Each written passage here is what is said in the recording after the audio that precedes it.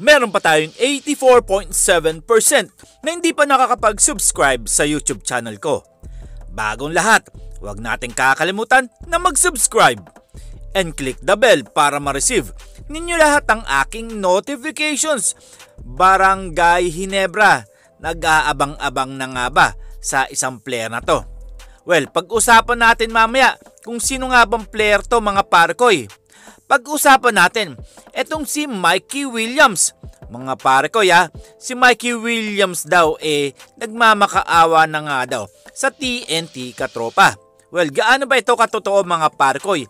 Ayon nga sa mga balita nagkakaayos na nga daw ang TNT katropa, pati na rin si Mikey Williams.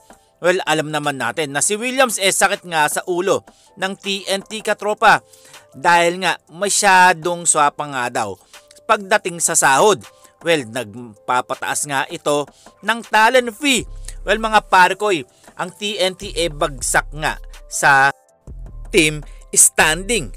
Mga parkoy, tinalo nga sila ng Barangay Ginebra. Well, sino pa ba ang mga magpapakipot dito? Siyempre, ang TNT katropa kakailanganin nga nila si Mikey Williams na nagbigay nga ng kampyonato sa kanilang kupunan.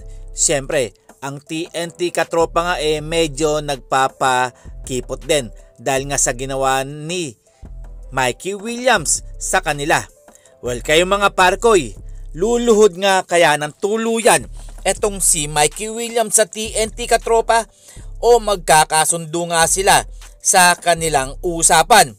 Well, dumako naman tayo dito kay Kim Aurin na naging katropa na nga.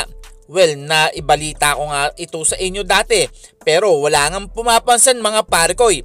Si Kim Aurin nga ang galing-galing nga gumawa ng play at pumasa. At shooter pa ito mga parkoy at nagbigay din ng kampyon sa 3-on-3.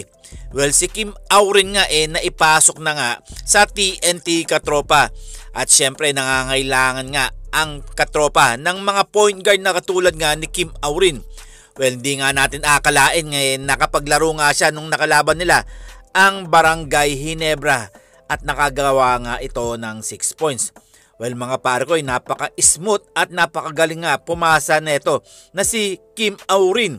Nangihinayang kaya etong si Coach Tim Cone o ang mga Barangay Ginebra na pinakawalan nila ang player na to.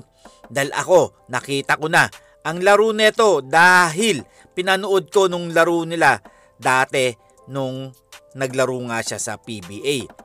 Well, kitang-kita naman natin kung ano ang kayang gawin ni Kim Aurin. Well, mga parkoy, dumako naman tayo dito kay Scottie Thompson na iniidolo ng mga kabataan ngayon.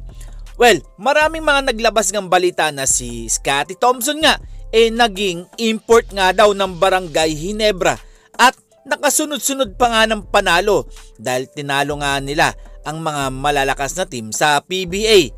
Well, mga parkoy, alam naman natin na hinahabol nga ng Barangay Ginebra ang twice to beat advantage. Well, si Scottie Thompson nga kababalik nga lang galing ng injured. Well, sana nga mga parkoy, tuloy-tuloy na nga ang pagkapanalo ng Barangay Ginebra at hindi na sila matalo ulit sa mga koponan ng mga mahihina. Well, sana nga mapalitan na rin si Tony Bishop. Well, mga parkoy, medyo malabo pa yan. Abang-abang lang tayo. And this is Tondoboy Vlogs. I'm out. God bless you all.